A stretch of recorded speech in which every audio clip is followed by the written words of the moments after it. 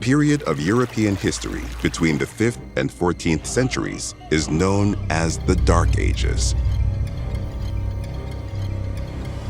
The Middle Ages is infamous for its extreme violence and cruelty. Spanning from the 5th to the 15th centuries, this era was marked by widespread brutality and injustice. Make them really, really uncomfortable so that they cannot sleep, they cannot move, they cannot breathe until they give in and give you what you want.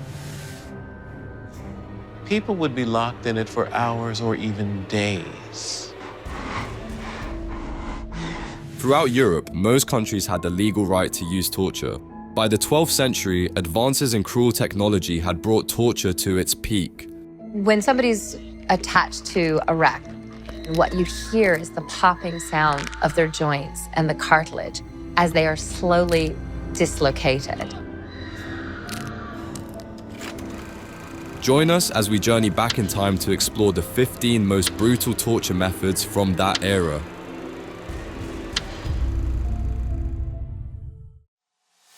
Number 15, keel hauling.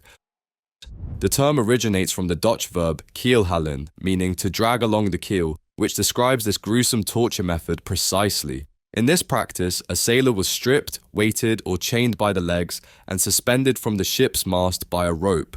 Once released, the rope was threaded under the ship, dragging the sailor beneath the keel. The mortality rate was nearly 100%. If the victim didn't drown, they suffered deep lacerations from barnacles and other marine growth on the hull, along with severe head injuries from hitting the keel repeatedly. Even if they survived and were brought back aboard, infections from their wounds were likely to be fatal. Number 14, the brazen bull. The brazen bull, a horrifying torture device, originated in ancient Greece. This gruesome invention was crafted by Perillos, a brass artisan from Athens in the 6th century BC at the behest of the Sicilian tyrant Phalaris. Its purpose was to instill fear in anyone daring to oppose the tyrant's rule. The device was a life-size bronze bull with an opening on one side. Victims were placed inside through this door, which was then sealed. A fire was lit beneath the bull, gradually heating the metal until it became red hot. As the temperature inside increased, the victim endured unbearable agony. The bull's head was designed to convert the victim's screams into sounds resembling a real bull's cries, amplifying the psychological torment for both the victim and the witnesses. The victim's experience inside the brazen bull can only be described as horrifying. As the bronze structure heated, the confined space transformed into a nightmarish chamber of excruciating torture. The victim's flesh would sizzle and severely burn upon contact with the scorching metal. The intense heat, coupled with poor ventilation, resulted in a slow, agonizing death. The sheer physical and psychological torment of being roasted alive made the brazen bull one of the most dreadful torture methods in history. Though the brazen bull originated in ancient Greece, its use spread beyond. Phalaris, the tyrant who commissioned its creation, infamously used it to execute those who challenged his authority.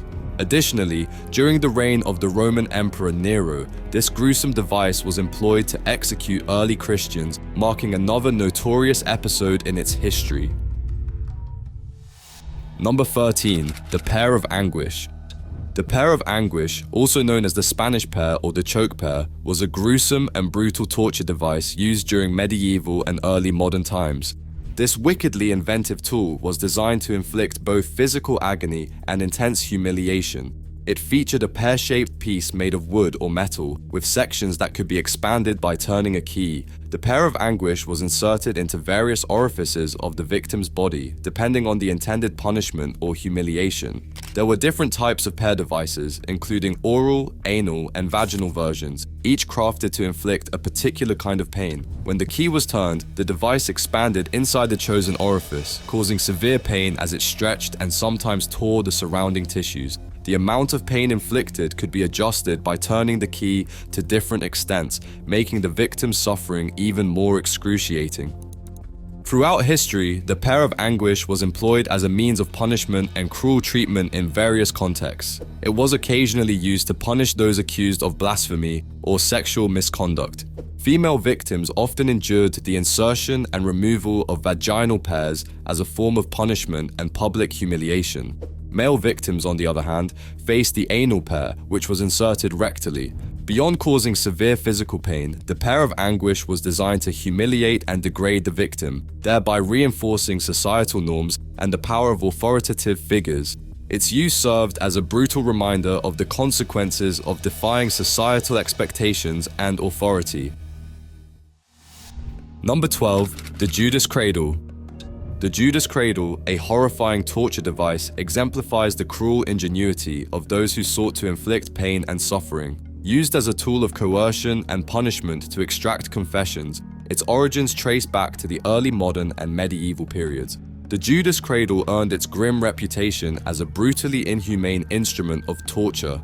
Victims were forced into a precarious and painful position beneath a pointed, pyramid-shaped device made of metal or wood. The sharp tip was directed towards their genitalia or anus. Bound hand and foot, the victim was gradually lowered onto the pyramid's peak, causing intense pain and extreme physical torment. The victim endured excruciating pain and severe discomfort. The sharp point of the Judas Cradle caused deep penetration and injuries as the body's weight pressed down on it.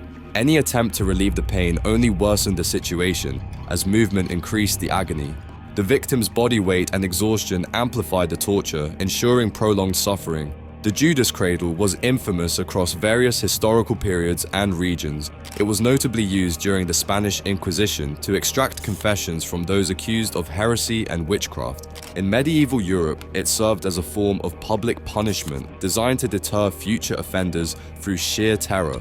Its application was not limited to a specific class or group. Both common criminals and political dissidents were subjected to its horrors. Victims of the Judas Cradle endured not only severe physical pain, but also profound psychological trauma. The relentless agony, coupled with the fear of never escaping their tormentors and the dread of the sharp apex, created a harrowing psychological environment. The Judas Cradle's use as a tool of coercion and control was evident in the psychological effects it induced. Many victims confessed to crimes they may not have committed, desperate to end their unending suffering. The fact that victims frequently confessed to crimes they did not commit simply to end the relentless suffering inflicted by the Judas Cradle shows how effectively the Judas Cradle was used to manipulate and control its victims. Number 11. Chinese water torture. Chinese water torture is a remarkably unsettling method of torture that operates with surprising simplicity. Unlike traditional physical torture methods, it inflicts agony using water droplets. Typically, the victim is seated or lying down with their head held still. Positioned above their forehead is a container filled with water, from which a tiny droplet is repeatedly allowed to fall onto the same spot. While the technique itself is straightforward, its cumulative effects are deeply unsettling. Chinese water torture induces severe mental distress. The consistent, rhythmic drops of water cause the victim to feel increasingly anxious and powerless. Over time, the impact of each individual droplet intensifies as it repeatedly strikes the same area. Victims often describe the sensation as maddening, as what initially seems harmless eventually feels like a relentless hammer blow to a small, sensitive area on the forehead. Chinese water torture causes extreme psychological stress as the victim's mind struggles with the repetition, fear, and sense of helplessness induced by the relentless droplets. The gradual deterioration of the victim's mental state is a disturbing aspect of this method. In popular culture, Chinese water torture has often been portrayed as a symbol of mental anguish. Books, movies, and TV shows use it to highlight how easily manipulators can exploit human vulnerability. This portrayal has contributed to its recognition and acceptance as a torture technique. While not as commonly documented historically as other forms of torture, there are records of Chinese water torture being used. It has been employed in psychological warfare during conflicts and battles, according to various sources. Additionally, it has been studied in experimental psychology and research on sensory deprivation. Number 10. The rack. The horrifying torture tool known as the rack originated in early modern and medieval Europe. It emerged at a time when many forms of physical torture were being created to punish those thought to have committed crimes and force confessions. The rack was in use well into the 18th century, with the first usage being recorded in the late 14th century. This torture tool was an uncomplicated yet incredibly effective weapon. It was made up of a rectangular frame with a roller attached to one end and a series of chains or ropes attached to the other. The The rollers fastened the victim's wrists and ankles to the frame. The victim's limbs were stretched in various directions while the torturer spun the rollers, producing severe anguish. Severe muscle damage, dislocated joints, and shattered bones were common outcomes of the mechanical force applied to the body. The victim suffered greatly, both physically and mentally, under the horrifying threat that their tormentor might continue applying pressure until they either confessed or succumbed to the pain. The excruciating sensation of their body being stretched added to their torment, compounding the psychological anguish they endured. The rack was a widely employed tactic in history for extracting confessions from suspects. Torturers believed that subjecting victims to excruciating pain, combined with the constant fear of enduring even more torture, would inevitably force them to confess to any misdeeds, whether real or imagined. This method proved particularly effective in situations where authorities required confessions or crucial information, making it a preferred tool for obtaining admissions. Historically, the rack featured prominently in several significant events. During the Spanish Inquisition, it was used extensively to coerce confessions of blasphemy and other religious offences from suspects. In England, notably during Queen Elizabeth I's reign, it was utilised to extract confessions from individuals accused of conspiring against the monarch. The infamous gunpowder plotters, Guy Fawkes and fellow Catholic conspirators who were accused of attempting to assassinate King James I, endured the horrors of the rack in an effort to force confessions from them. These instances underscore the ruthless effectiveness of the rack as a tool of coercion and control in historical contexts. Number 9. The breaking wheel. In medieval Europe, the Catherine wheel, also known as the breaking wheel, was a fearsome and deadly instrument designed to inflict a gruesome death as punishment. Originating in the late Middle Ages, primarily in Europe, it served as a tool of public spectacle and capital punishment. The breaking wheel was a terrifying apparatus. The victim would be strapped to a large cartwheel or wooden wheel with limbs spread wide and secured to the wheel's spokes, rendering them immobile.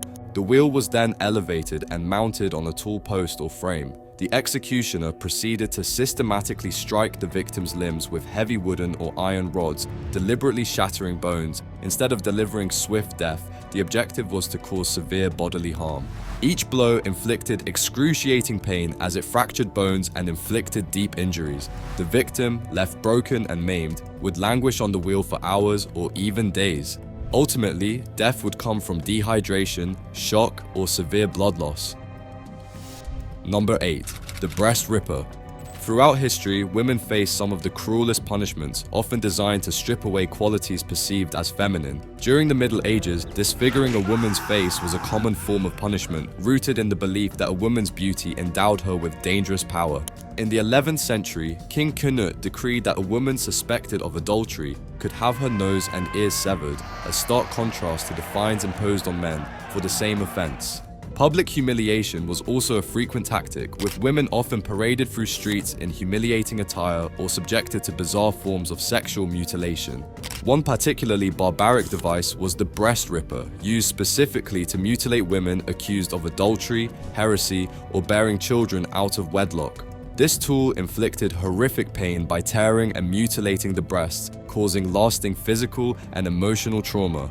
Another exclusively female punishment was the scold's bridle, an iron cage fitted over the head and fastened tightly in place. A metal protrusion with spikes was inserted into the woman's mouth, designed to tear at her tongue if she attempted to speak or move. The scold's bridle was first seen in Edinburgh in 1567, but it soon spread south over the border. It had a piece of iron called a tongue, which rammed into the mouth and stopped the woman talking. Women deemed to have nagged, gossiped, talked back, or simply spoken too much were often subjected to the scold's bridle. Once bridled, a woman might be paraded through town, publicly humiliated, or tethered to a hook at home until she was considered to have learned her lesson. If women were caught bickering in public, they faced the additional humiliation of the double shrews fiddle, or neck violin. This device, widely used in Austria and Germany during the Middle Ages, locked two women together face to face, forcing them to endure the shame and discomfort together. To further degrade and announce their arrival, a bell was often attached to the fiddle, drawing attention and signaling their punishment to the entire town. Number 7. The Spanish donkey. The Spanish donkey, also known as the donkey's perch or the wooden horse, is a peculiar and brutal torture device that originated in medieval and early modern Europe. Named for its resemblance to a donkey saddle, this wooden apparatus featured a narrow triangular edge designed to inflict maximum discomfort. Victims of the Spanish donkey were forced to straddle the sharp edge with their legs on either side. To intensify the torture, their hands were often bound or weights were attached to their feet, increasing the pressure on their perineum, genitalia, or rectal area. The combination of the body's weight and the sharpness of the edge caused excruciating pain and potential for severe injury. The Spanish donkey played a significant role in the history of torture and punishment, frequently used to extract confessions or as a means of public humiliation.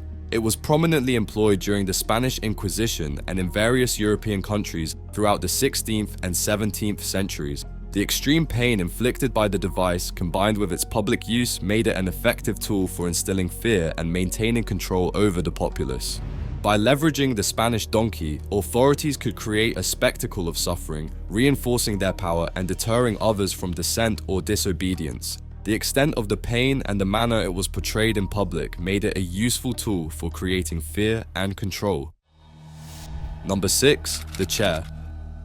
The wooden chair, a brutal device of torture, featured clamps for the wrists and ankles made of either metal or wood. The armrests, backrest, and seat were covered in closely spaced rows of pointed spikes. Victims were forced to sit naked on the chair, and while they might manage to hover above the seat for a brief period, they inevitably succumbed to the spikes, triggering immense pain. The sharp spikes were designed to pierce the back, buttocks, legs, and arms. Any movement or struggle only worsened the situation, as the spikes would dig deeper into the flesh. If a confession was not forthcoming, the torture could be intensified by lighting a fire beneath the chair. The heat would raise the temperature of the spikes to around 100 degrees Celsius, causing 3rd or 4th degree burns and even deeper lesions, making the body resemble a sieve. Tragically, these chairs were not confined to medieval times. They were also used as instruments of torture in concentration camps during the 20th century, illustrating the persistent and horrific use of such devices throughout history. The wooden chair's combination of physical pain and psychological terror made it a particularly effective tool for extracting confessions and instilling fear. Number 5. Pulling the tongue. During the Middle Ages, the state and the church held a particular animosity towards heretics and blasphemers, subjecting them to especially cruel forms of torture. These transgressors were targeted with the hope that they would repent and seek pardon. Torturers often focused on the victim's tongue as a means of punishment. The prisoner would be securely bound with ropes, their jaw forced open and sometimes held in place with a special hook. The torturer might use red-hot pincers to grip and extract the tongue, or sharp shears to sever its tip. In some cases, the tongue would be nailed to a table for several hours, or a knife would be used to make a deep cut on the roof of the mouth. Regardless of the method, the outcome was always the same: excruciating pain and profound suffering. The emphasis on targeting the tongue symbolized a desire to silence dissent and reinforce the authority of the church and the state. Number 4. The Iron Maiden. Possibly the most notorious of all torture devices, the Iron Maiden, also known as the Nuremberg Virgin, resembles an Egyptian coffin.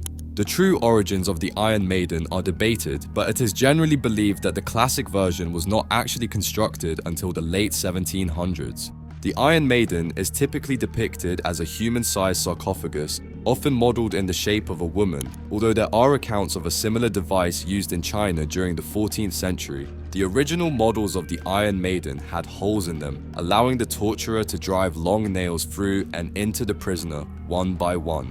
Later models came equipped with spikes already installed inside. This is Iron Maiden of Nuremberg. It was used to punish victims and end their lives, and it would be filled with spikes. These metal skewers could be as long as 8 inches and were strategically placed to avoid puncturing vital organs. This careful placement ensured that the victim experienced maximum pain without dying immediately. When the prisoner was placed inside the coffin-shaped Iron Maiden, 10 spikes would be driven into their body. 2 would penetrate the shoulders and lower back, 1 into each buttock and stomach, and 3 into the chest region. Once the doors were closed, there was no escape. Any attempt to move only worsened the wounds.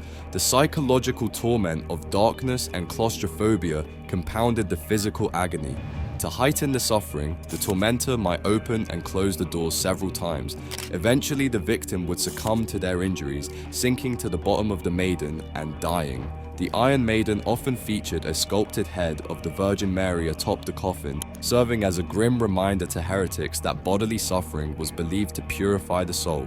The design of the Iron Maiden is thought to have been inspired by the Spanish coat, or shand mantle, which dates back to the 13th century. This punishment device was typically used for public intoxication, prostitution, or poaching. The Spanish coat was a wooden, barrel-like structure with a hole for the captive's head to protrude through.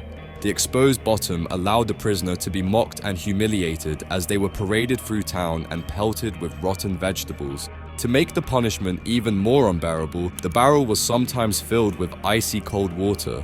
This form of public humiliation and physical discomfort was a precursor to the more elaborate and deadly design of the Iron Maiden. Number 3. Scaphism. Scaphism, also known as the boats, was a horrifying method of execution and torture used in ancient Persia. The Greek historian Plutarch documented this gruesome practice in the 1st century AD, describing it as a form of capital punishment designed to inflict extreme agony and prolonged suffering.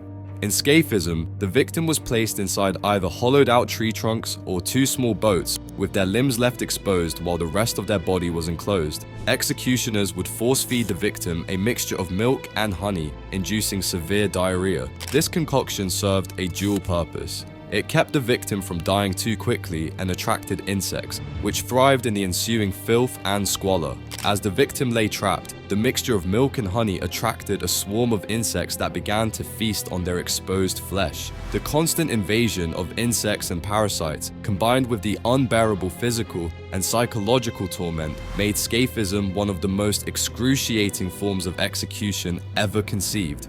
The victim's slow and agonizing death from infection, exposure, and extreme discomfort underscored the method's cruelty and the lengths to which ancient civilizations would go to punish and deter perceived wrongdoers. Number 2. The Blood Eagle.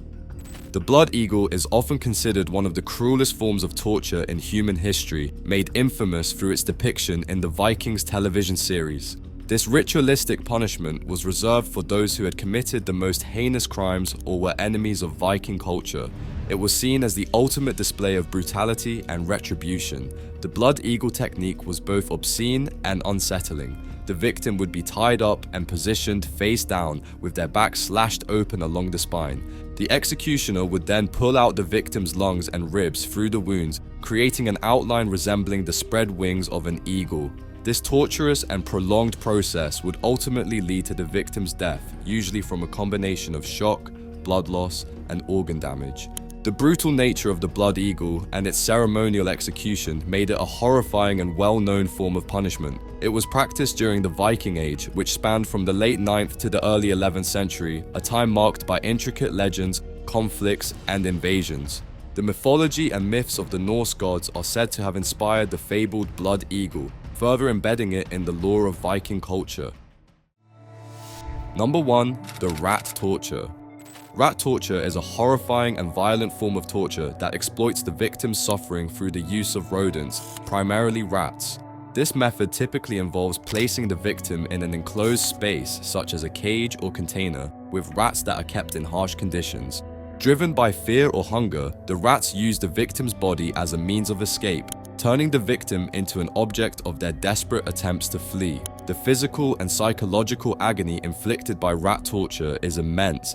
Victims face the immediate physical pain of rats clawing and biting at their flesh, leaving deep puncture wounds and causing excruciating pain. The mental anguish and terror of knowing that rats are about to attack can be even more horrifying than the physical pain. The erratic and frenzied behavior of the rats, driven by their instincts, adds to the victim's sense of helplessness and dread. The psychological impact of rat torture is particularly severe.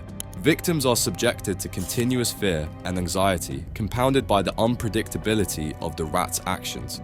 The combination of physical pain, psychological torment, and a sense of powerlessness makes this form of torture exceptionally brutal. Historically, rat torture has been used as a form of public punishment or to coerce confessions. It was employed during the Middle Ages throughout Europe as a method of torture and execution. A well-documented incident during the Vietnam War involved the use of rats to torture prisoners of war, causing severe physical and psychological harm. In contemporary times, rat torture is universally condemned and viewed with horror and revulsion. It is recognized as a flagrant violation of human rights and an outrageous act of cruelty. International human rights organizations emphasize the importance of protecting individuals from such abuse and vehemently condemn its practice. The global community continues to advocate for the eradication of all forms of torture, including rat torture, to uphold human dignity and justice. It is important to realize that, at this moment in history, these practices have largely been relegated to the past. The decline in the use of torture is proof of the development of society standards, the growth of human rights concepts, and the growing understanding of the moral and ethical implications of torture.